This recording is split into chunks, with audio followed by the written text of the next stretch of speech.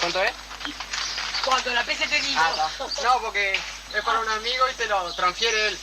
Bueno, dale, ya te digo. 289. 379.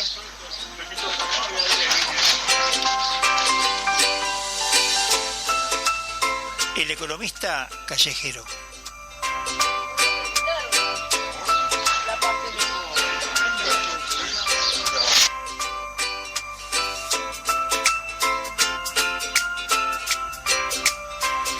Buenas tardes, audiencia. Estamos en una nueva edición de El Economista Callejero. Hoy me acompañan en estudio Néstor Grajales, don Ricardo Esclavi, que se tomó vacaciones y verano a hacer el litoral y volvió para acá. Se ve que disparando del calor. Y a don Henry Tejera, que está hoy además como camarógrafo accesorio. Y quien les habla, Heraclio La Bandera. Tenemos el gusto de acompañarles durante una hora, la siguiente hora, hablando de temas interesantes que importan al país y a todos nosotros. En estos días hubo un comentario que hizo en redes Diego Aboal, que fue el director de la anterior gestión durante la coalición republicana del Instituto Nacional de Estadística. Ajá. Digo simplemente para ubicarlo, es un hombre que tiene un perfil técnico muy caracterizado y además en general no entró nunca en su gestión, no digo que los demás lo hagan, en tironeos o polémicas de tipo político con el sistema. Y Aboal ha sido un hombre muy reflexivo en cuanto a lo que hablan los números recogidos. Fue responsable además del censo del año 2023, que fue el último censo que tenemos sobre la mesa, en el cual todavía recién estamos empezando a leer, digamos, los datos que ese censo arrojó. Censo que además fue hecho de una manera distinta, mucho más práctica, porque ahí se cruzaron datos de distintas fuentes, el fuenteo, como se dice en el ámbito periodístico, y en algunos otros ámbitos también. El fuenteo fue múltiple y generó datos bastante interesantes, bastante más ricos en perfiles. Y Aboal decía en este tuit, que me pareció interesante como reflexión para arrancar la semana, decía: la caída de la natalidad en Uruguay volvió a profundizarse en el 2025 y ya no solo confirma una tendencia de largo plazo, sino que incluso quedó por debajo de las propias proyecciones oficiales, o sea, lo que el propio INE había previsto que iba a ocurrir en el 25. Bueno, la realidad superó a la previsión del INE y quedaron por debajo. En 2025 hubo 28.903 nacimientos, casi 1.000 menos de los que estimaba el INE para este año. Es decir, no solo seguimos cayendo la realidad demográfica, sino que está yendo más rápido que lo previsto. Ustedes saben que los manejos estadísticos se instalan sobre supuestos a veces para hacer proyecciones de cuánto puede ser la población en el año 2025, 2038, 2050. Sobre esas proyecciones es que en general después se mide, cuando se hace un censo se mide el delay que hay entre un dato y otro, y en este caso hay, digamos, datos anuales que más o menos orientan a la autoridad estadística del país, y bueno, básicamente por eso es que él hace esta reflexión, no porque haya habido otro censo, sino porque es una actualización que se hace en base a los datos que y la metodología que se aplicó en el último censo. Como comenté en el artículo del diario El País, vamos a pasar el aviso, la baja de la natalidad ha sido dramática. En 2015 nacieron casi 49.000 niños. Hoy estamos en cerca de 20.000 nacimientos menos. Una caída cercana al 40% en apenas una década. Desde 2020, además, Uruguay registra sistemáticamente más muertes que nacimientos, lo que implica que la población ya está disminuyendo. Este escenario plantea debates relevantes, pero también algunos riesgos en las respuestas. La evidencia internacional muestra que incluso políticas pronatalistas generosas han tenido impactos acordados sin alcanzar el nivel de reemplazo. Que eso es lo que se debate. El nivel de reemplazo, o sea, si somos 10 personas, bueno, que al fin del ciclo seamos 10 también o menos, ahí no se llega al nivel de reemplazo. Por eso, más allá de discutir cómo aumentar los nacimientos, me parece clave poner el foco en otro eje, combatiendo la pobreza infantil y mejorar sustantivamente las oportunidades de los niños que hoy nacen crecen en el Uruguay. Educación, salud, empleos altamente productivos serán centrales para sostener el sistema de bienestar del futuro. Bueno, y sigue porque él pone allí el artículo, digamos, en el que hizo estos comentarios, pero a beneficio de inventario vale la pena tomar esta información y hacer una reflexión general, ¿no? Que es de algo que venimos insistiendo aquí desde que arrancó este programa. El país enfrenta un desafío demográfico serio, no de ahora, no de ahora, de este gobierno ni del anterior, de hace 20 años. Se agudizó con la pandemia y este episodio de alguna manera determina una serie de conductas conexas, fruto precisamente de esa peculiaridad histórica que fue la pandemia del COVID-19, pero reveló una tendencia que se profundizó y se ha mantenido en el tiempo sin por ahora indicios de reversión de esta. La falta de población nos afecta a todos. Bueno, de hecho, en el dato del último censo se veía una casi paridad, un poquitito de aumento de la cantidad de población respecto de anteriores mediciones. El anterior censo fue del 2011, porque en el censo se sumaron las personas que son emigrantes. Entonces estos emigrantes mejoran la cuenta.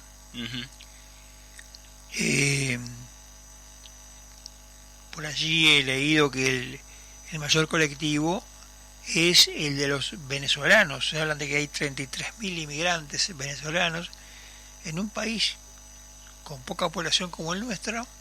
Es un dato interesante, ¿no? Importante, ¿no? Y un poco por debajo está el colectivo de los cubanos, pero después hay otros, bueno, muchos vecinos, sobre todo argentinos, y frente a todo esta salsa de números y de referencias, importa saber qué políticas tiene el país para ofrecer. En algún tiempo, en los años 30 del siglo pasado, se ofreció una batería de propuestas que estaban de moda en el mundo, como era el estímulo de la natalidad, también el hecho de mejorar la calidad de vida, la calidad de salud, de medicina, aplicada a la infancia. De allí que Uruguay tuviese una poderosísima escuela pediátrica y implementase grandes políticas de puericultura, es decir, para quienes no manejan estos conceptos, la pediatría es el niño enfermo, se dice, y la puericultura es el niño sano. Entonces la puericultura trasladaba la salud de los médicos, le trasladaba a los padres, en este caso a las madres, y se enseñaba prácticas a través de la puericultura. Y por ejemplo, puericultura se enseñaba en el magisterio. La escuela se educaba en puericultura para mejorar el nivel de salud, el nivel sanitario en el que se criaban los chiquilines, ¿no? No se puede decir que eso haya desaparecido, y ya fue explorado de arranque y se ha mantenido desde aquellos años hasta hoy, pero sin duda alguna el esfuerzo, porque este tema de la pobreza infantil es algo que se habla y se reitera y se reverbera en esta idea, y eso es quizás un sujeto de debate que el país debiera adoptar, alguna políticas en común. Yo creo que nadie está de espaldas a esto, y todo el mundo es conteste de que este asunto debe ser resuelto entre todos, y todos tienen que aportar un granito de arena. No porque el partido de gobierno haya hecho caudal de este asunto en su campaña política, es un tema del Frente Amplio, no, es un tema del país. Esto no tiene color político, esto tiene color de la República Oriental del Uruguay. Y eso hay que entenderlo, porque básicamente, ¿qué es lo que dice Aboal? Que el tema pasa más que nada en evitar la mortalidad infantil, que esa es una de las fugas de población. Después hay otras fugas, por supuesto, pero sobre todo la mortalidad infantil, que me parece que es un poco hacia donde se apunta con todo este gran discurso, gran debate que está detrás de el tema de la pobreza infantil.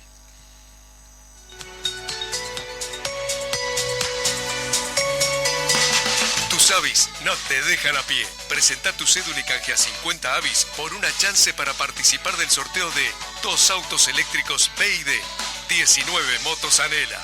Además, podés ganarte 500 vales valor 1.000 pesos cada uno en el pago de tus facturas en nuestros locales. Vos podés ser el ganador.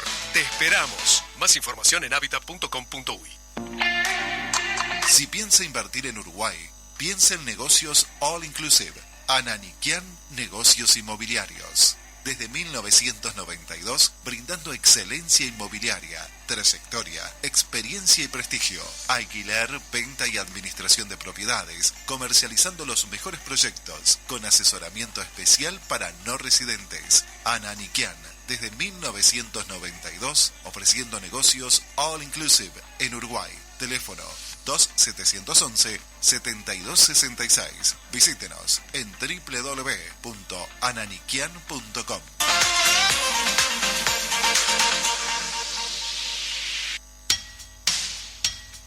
Cuando necesite solucionar de modo fácil los trámites difíciles en BPS, DGI y Ministerio de Transporte, consulte a los gestores de gestiones.ui.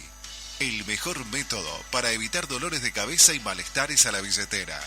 Consulte su problema por Instagram a la cuenta @gestiones.ui o por correo electrónico a gestiones.ui@gmail.com. Esta gente hace fácil cualquier trámite difícil.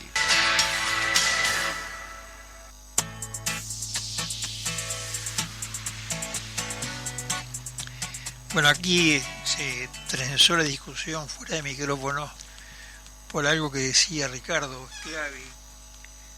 Hay unas cifras, en 2015 los nacidos vivos eran 48.000, en 2019 37.000, en 2020 35.000, en 2021 34.000, en 2022 32.000, en 2023 31.000, en 2024 29.000, en 2025 28.000.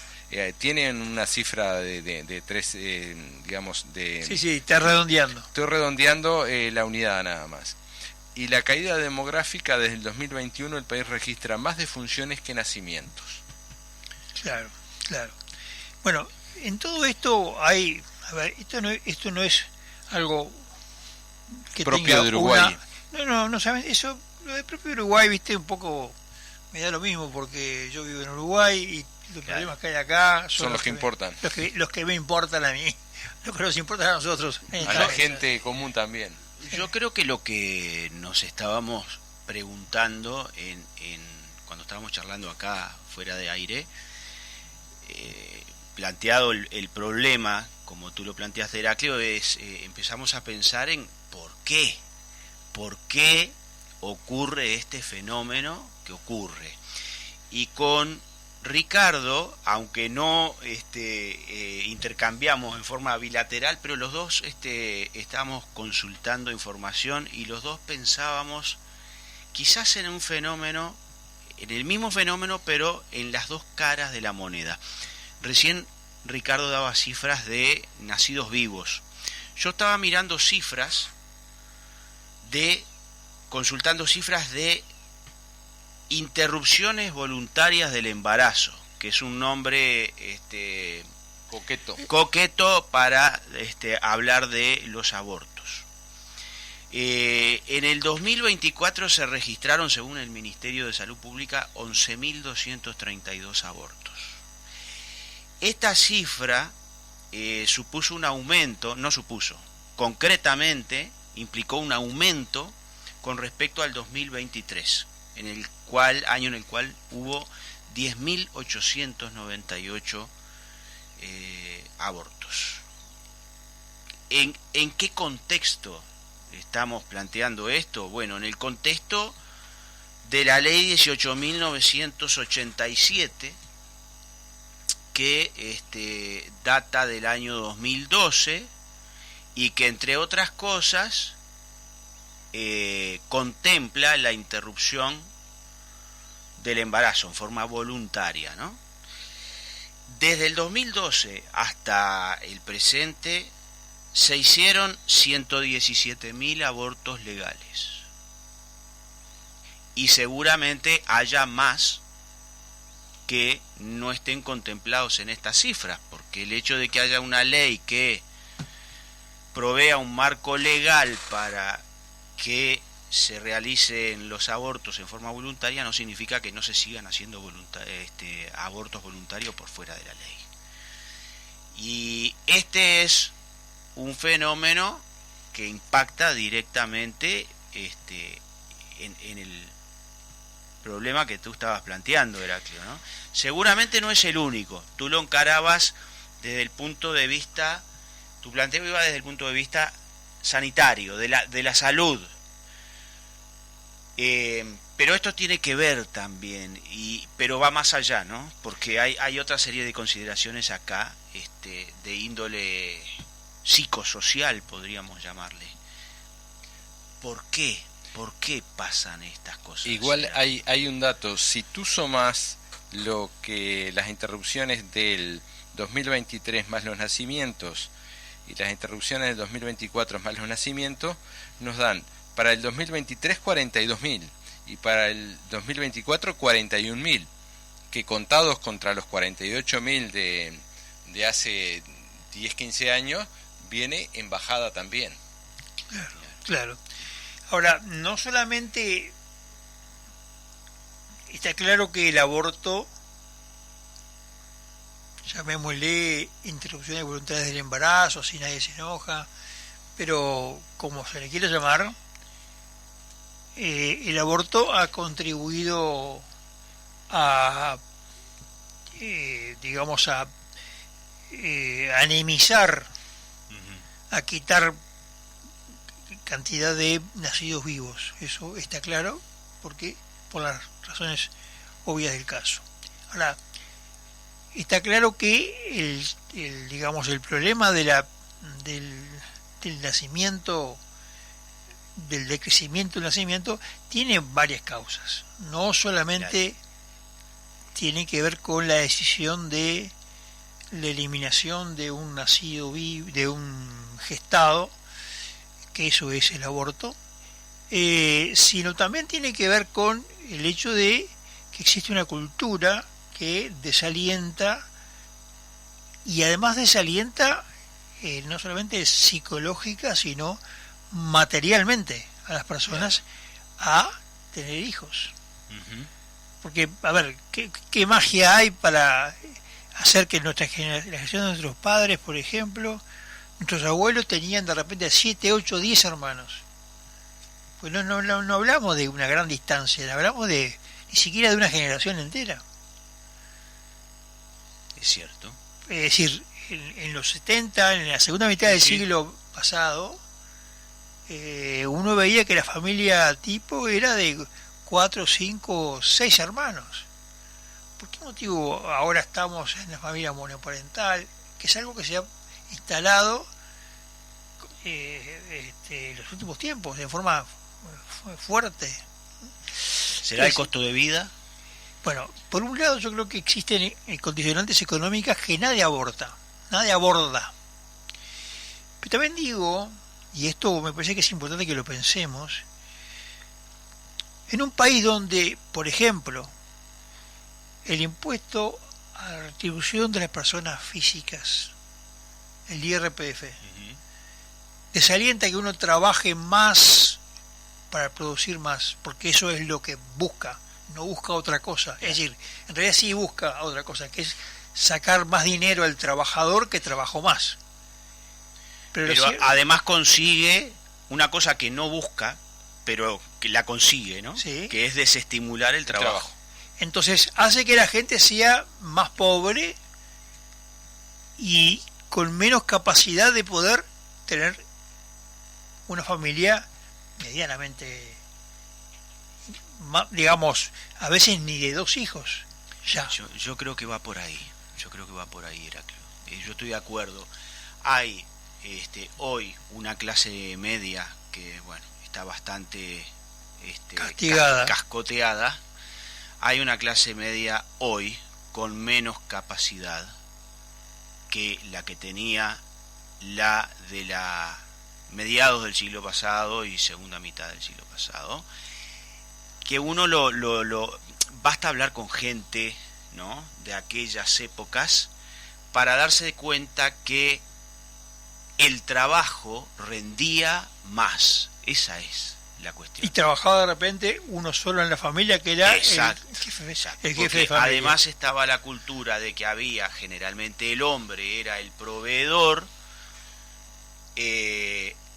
la mujer cumplía un rol más de trabajo doméstico, porque después vienen los mucho más que trabajo tildarnos de machistas y de patriarcales, no sé qué, porque estamos diciendo esto. No es machismo esto, no es patriarcado, es la mujer no trabajaba. Sí, la mujer trabajaba en la casa. ¿Qué te parece? No es poca cosa.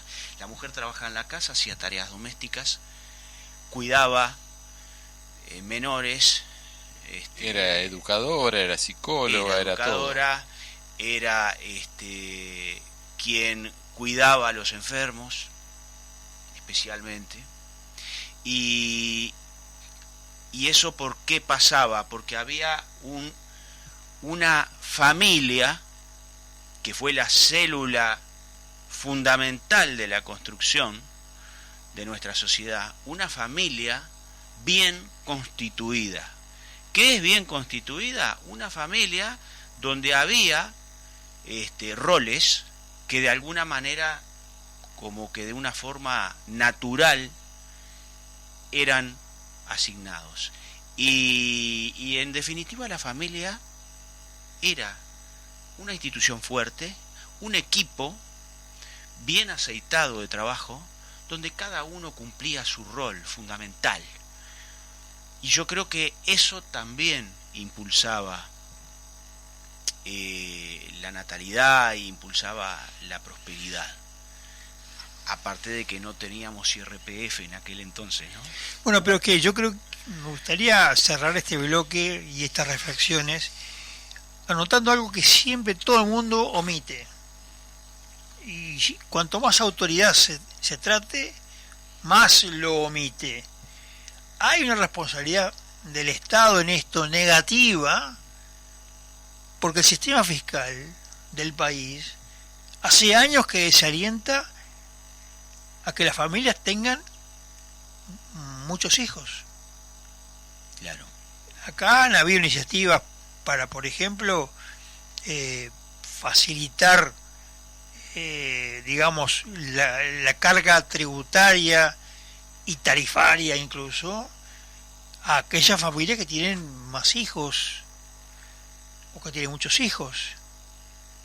Entonces, por un lado se dice, y me parece que está bien, hay que evitar la pobreza infantil, pero ya sabemos que estructuralmente en Uruguay la pobreza infantil va a ser alta siempre respecto de las demás pobrezas, porque el grupo etario que está más expuesto a la pobreza es el grupo de la infancia. Eso es un tema tautológico. Acá y dentro de 100 años va a ser así.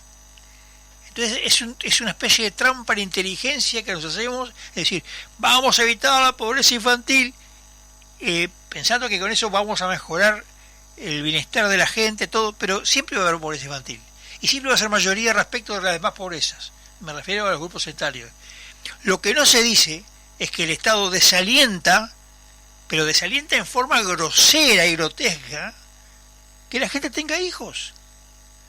Lo hace cuando uno va a arrendar una casa, claro, y no hay casas donde uno pueda, donde te facilite la capacidad locativa de la casa, admita más hijos que tener ya 4.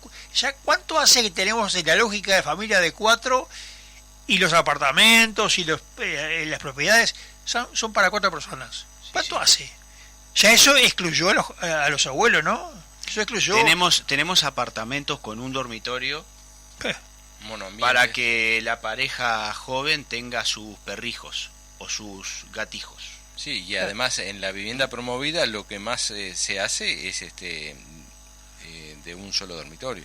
Entonces ahí hay todo un tema en donde el Estado debería actuar y puede actuar, y no actúa porque no le interesa. Entonces yo creo que en esto que Aboal señalaba con mucha certidumbre, con mucha certeza, mucha claridad, debería ser decodificado por la sociedad, por el poder público, y debería tener claro alguna alternativa, porque si no, al cabo del tiempo vamos a hacer cada vez menos. Sumar la inmigración, sumar lo que quiera, pero el problema grave acá es que están muriendo más que lo que él hace. Tú apuntabas, Heraclio, al tema de la pobreza infantil, que no es el tema que estábamos tratando ahora. No, lo notaba.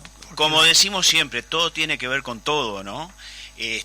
La pobreza infantil, tú decías, existe, va a existir, lamentablemente, pero, a ver, ¿qué se hace?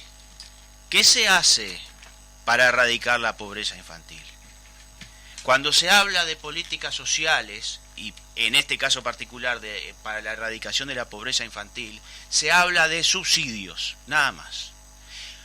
Enseñanza. Formas de política social que no solucionan el problema estructural, que lo único que hacen es prolongar la agonía. ¿Por qué? Porque no se generan condiciones para generar más riqueza, que es de la manera en que se puede solucionar el tema de la pobreza, generando más riqueza y más condiciones para que todos los niños puedan partir de las mismas condiciones, ¿sí? De las condiciones de salud, de las condiciones para estudiar y de las condiciones para trabajar en el futuro, que sean mayores. El tema es complejísimo, pero se nos terminó este bloque, así que bueno, vamos a la pausa.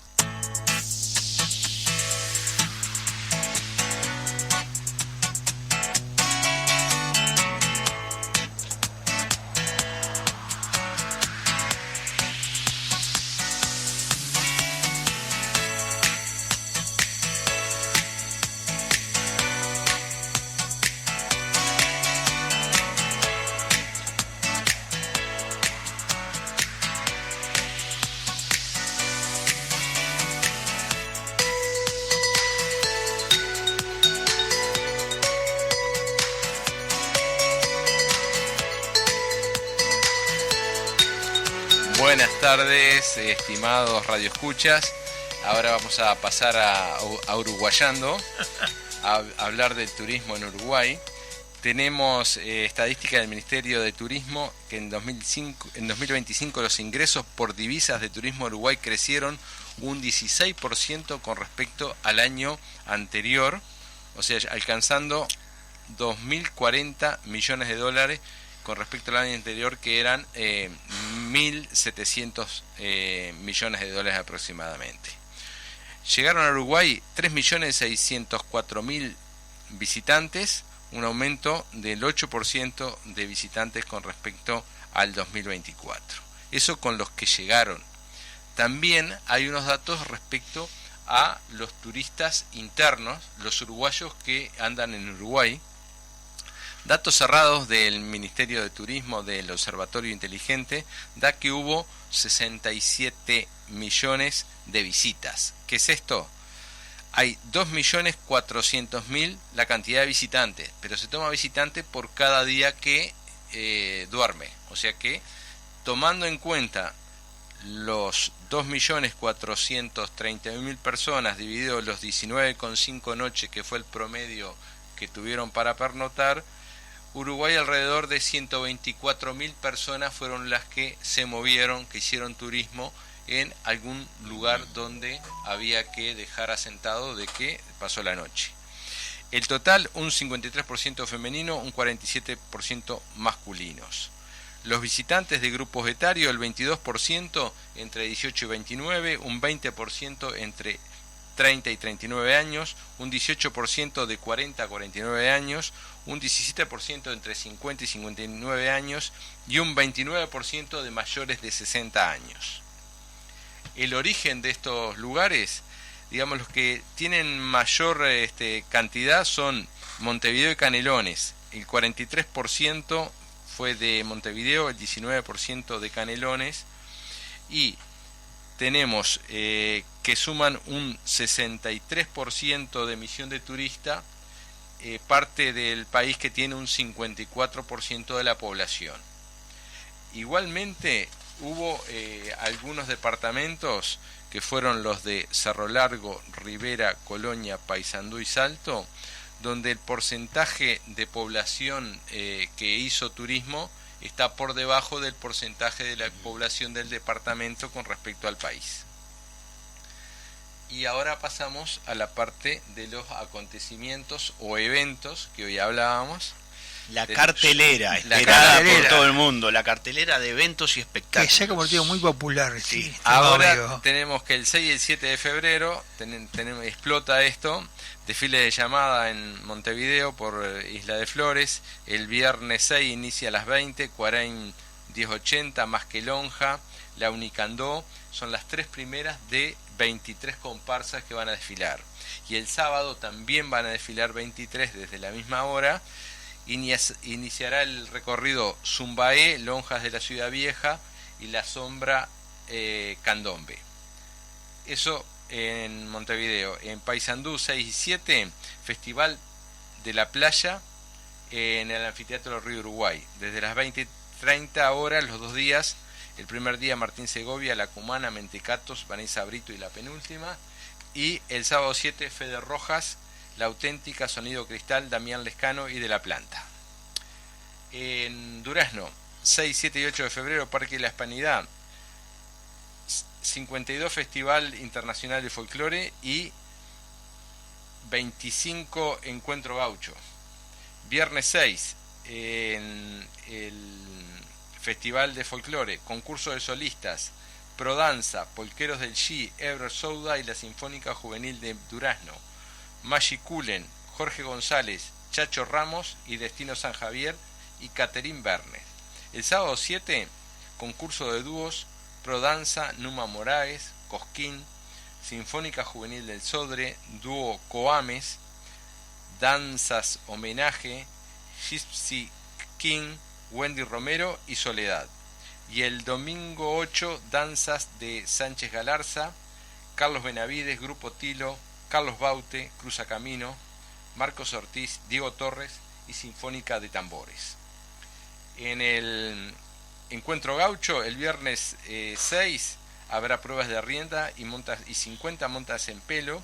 El sábado 7 desfile de caballería, pruebas de rienda, 39 montas en basto oriental, 13 en basto argentino, demostración de mansedumbre, eso cuando uno está tranquilo o cuando amansan al caballo, y 39 montas en pelo.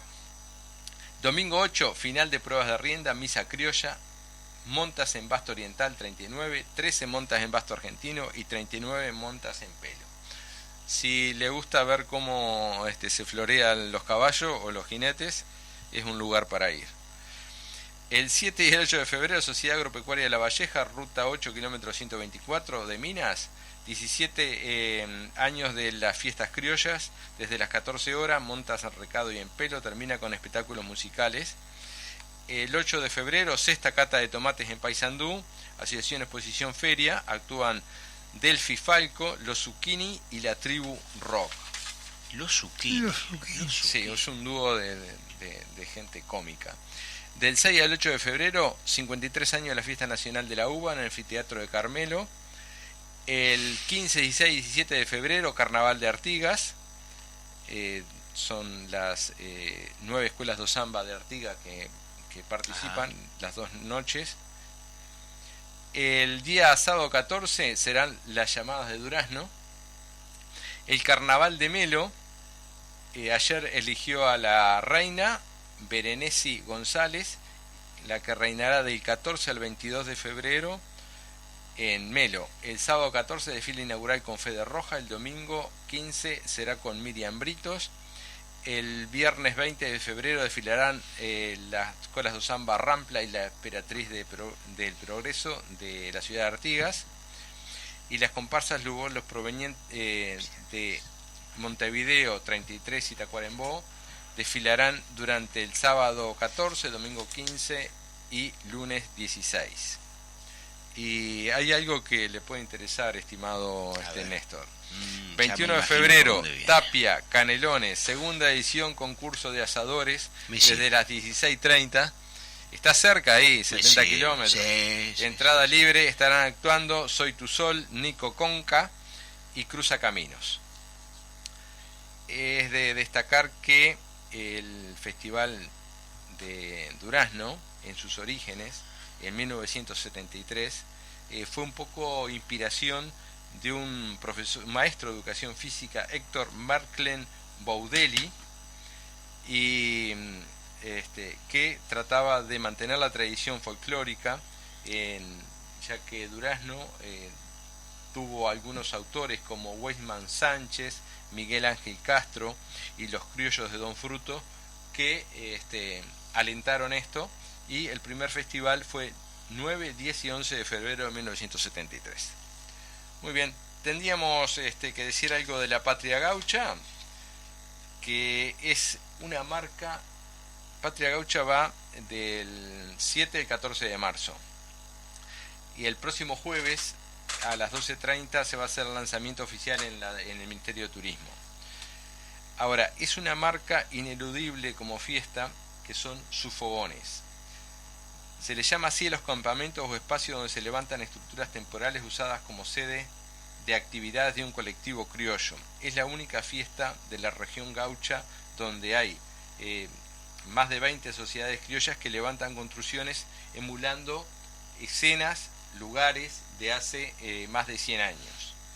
Esto es parte de lo que se hace en la Patria Gaucha. Y quería destacar, no sé si el tiempo me da, algunos... No le da, pero destaque. Ahí está, bien. Hoy pudimos ver una nota al ministro de Turismo, Menoni, que se le hizo en el diario El País, donde destaca algunas cosas que vamos a subrayar. Que lo que quiere el ministerio es posicionar al turismo casi como sector productivo, porque las cifras divulgadas del 2025, cuando se obtuvieron esos 2.000 millones de dólares, los hace estar muy cerca de otros rubros. Y otra cosa interesante es la importancia que le da el ministerio de tratar de hacer asequible el país atraer a los 50 millones de brasileños que viven de San Paulo al sur, de los cuales este año llegaron alrededor de 60.000 y que vamos a seguir proponiendo hablar en gaúcho. Con esto y una carta en el locker de Hábitat, los dejo. Perfecto, Bien, perfecto.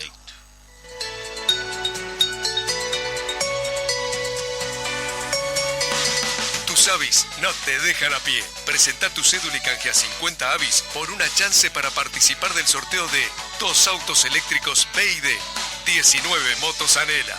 Además, podés ganarte 500 vales valor 1.000 pesos cada uno en el pago de tus facturas en nuestros locales. Vos podés ser el ganador. Te esperamos. Más información en habitat.com.uy. Tus avis no te dejan a pie. Presenta tu cédula. Si piensa invertir en Uruguay, piensa en negocios All Inclusive. Ananiquian Negocios Inmobiliarios. Desde 1992, brindando excelencia inmobiliaria, trayectoria, experiencia y prestigio. Alquiler, venta y administración de propiedades, comercializando los mejores proyectos, con asesoramiento especial para no residentes. Ananiquian, desde 1992, ofreciendo negocios All Inclusive en Uruguay. Teléfono 2711-7266. Visítenos en www.ananiquian.com.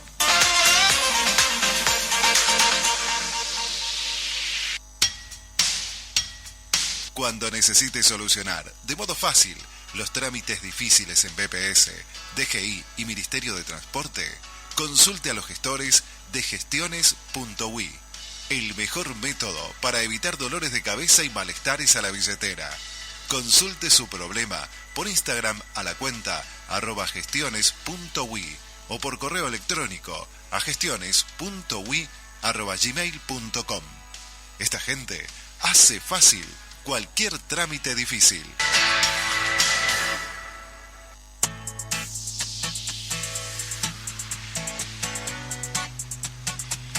Bueno, llegamos al último bloque de este programa que se ha ido rapidísimo. Rapidísimo como se van las cosas por los lockers Hábitat. Que uno las deja y enseguida, ¡ping!, va a donde tiene que en ir. más de 100 lugares de Exactamente. locales Hábitat. Bueno, y ahora llegamos al segmento que habitualmente orienta Henry Tejera sobre tecnología, y nos trajo un tema medio impactante, ¿no? Cuando creemos que estamos seguros en Internet, aseveración que después de escuchar a veces este programa uno encuentra difícil de sostener.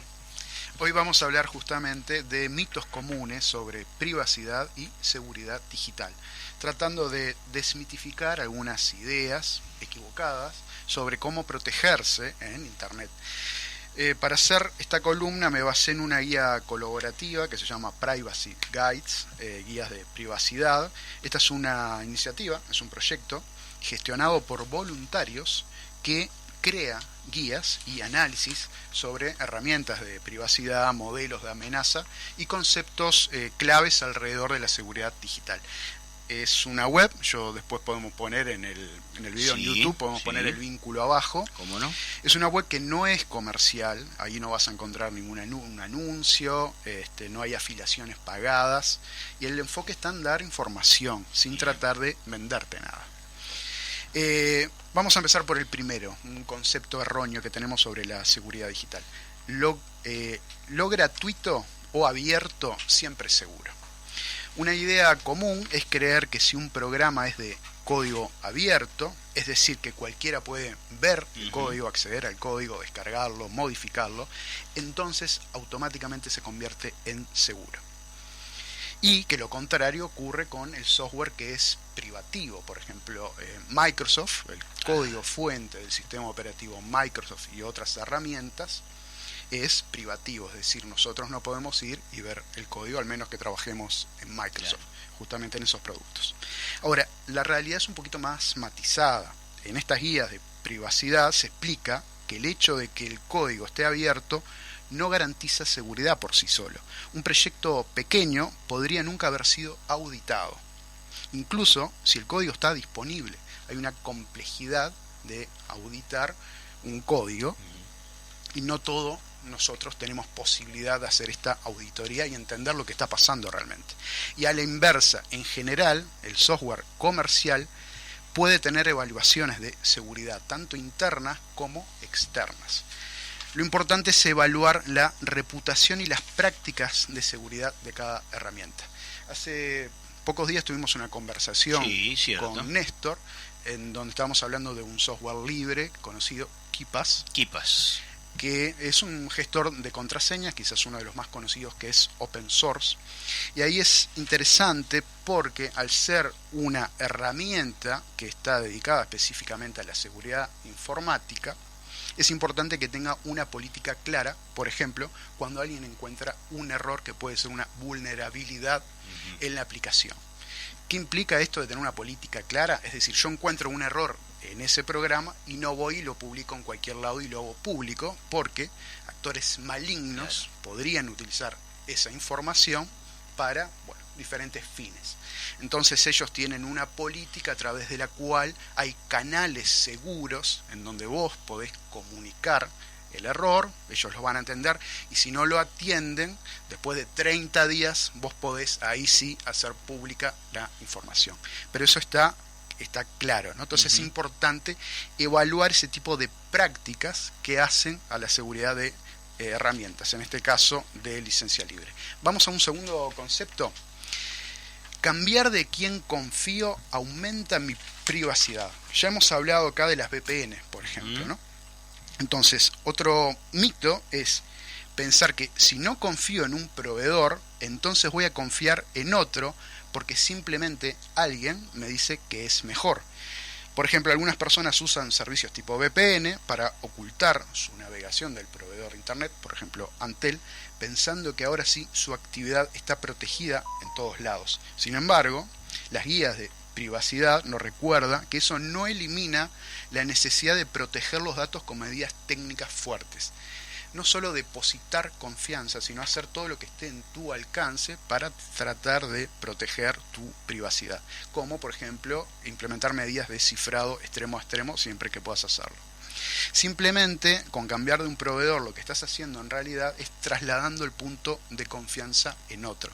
Por eso es importante cuando vamos a elegir un proveedor, ya sea VPN, un gestor de contraseñas, un antivirus, etcétera, es cuidadosamente obtener información del proveedor, ver si en el pasado se dieron incidentes con ese proveedor, etcétera. Buscar información, simplemente pones nombre de la empresa, producto, filtraciones de datos, etcétera. Busca. Un tercer concepto erróneo son las soluciones de privacidad lo arreglan todo. Muchas veces escuchamos que una herramienta es buena porque se promociona como enfocada en la privacidad. Pero centrarse solo en políticas o el marketing puede cegarnos ante debilidades reales. En algunos casos lo que realmente falta es una característica técnica concreta. Por ejemplo, que te digan, bueno, esto sí tiene cifrado extremo a extremo. Y no simplemente que te digan, nosotros estamos enfocados en la privacidad. Es como comprar cigarros porque tiene un paquete de color verde y te dice light, asumiendo que por eso no te va a hacer daño. Pero no. Por último, el último concepto erróneo que vamos a hablar es si es más complicado es mejor. Puede parecer que mientras más pasos de protección agregues, más seguro estás. Sin embargo, complejizar en exceso puede generar más errores y confusión. Tener muchas cuentas, muchas herramientas descoordinadas entre ellas, o muchos pasos manuales que sean complejos y difíciles de recordar, puede hacer que falles en lo básico. Básicamente lo que estás haciendo son poner muchos puntos y aumentando las posibilidades de que uno de ellos falle, ¿no? Tenga una falla. Entonces, la seguridad práctica tiene más que ver con acciones útiles, claras y que sean sostenibles en el tiempo, funcionales, que se vuelvan un hábito y que no genere mucha fricción en el uso, ¿no? La seguridad digital no es cuestión de magia ni de confiar ciegamente en etiquetas bonitas como privacidad o seguro, sino que se trata de entender qué problemas querés resolver, elegir las herramientas confiables y adecuadas y aplicar una buena higiene digital. Muy bien, muy interesante el tema Heraclio. Hoy hemos repasado el universo y el planeta en tiempo récord, porque pensaba que no llegaba. No, estamos bien, estamos bien. Estamos bien. Estamos bien, todavía queda algún minutito. Muy interesante lo que nos contaba Henry, el resultante de la seguridad es un mix, ¿no? Es un mix, un equilibrio entre las herramientas que uno elige para proteger su seguridad, su privacidad, y también la parte humana es fundamental, ¿no? Lo que uno pone con acciones, con métodos para justamente evitar algún tipo de perjuicio. El sistema más vulnerable es el humano, ¿sí? No, y otra cosa, no verlo como una foto, sino como una película, porque esto cambia todos los días. Sin duda, esto es dinámico, hay que, como decía Henry, basarse mucho en la información de fuentes fidedignas acerca de la evaluación, la reputación y evaluación de la eficacia de determinado tipo de herramientas que uno utilice. Como decía él, no mucho o no más significa mejor, ¿no? Si no, tenemos el ejemplo del clásico de ayer, que Jackson Viera puso un montón de delanteros buenísimos y más no significó mejor. Mirá qué buena mezcla. ¿Está llorando? No, pero... lo digo porque lo sufrí, por eso lo tengo... No pusieron a Everett, si hubiesen puesto pero... a Everett, que lo ningunearon. Yo creo que sí. Pero eso lo dejamos para el programa que viene. Antes de que se arme la guerra civil acá en esta mesa, se lo dejamos a los muchachos del fútbol. nos retiramos. Nos vamos. Hasta el lunes que viene, si Dios quiere. Se lo dejamos en el locker de Hábitat. Perfecto.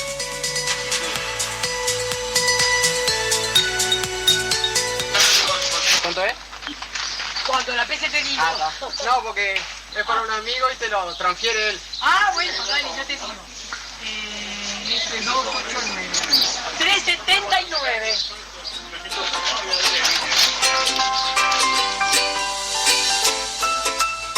El economista callejero.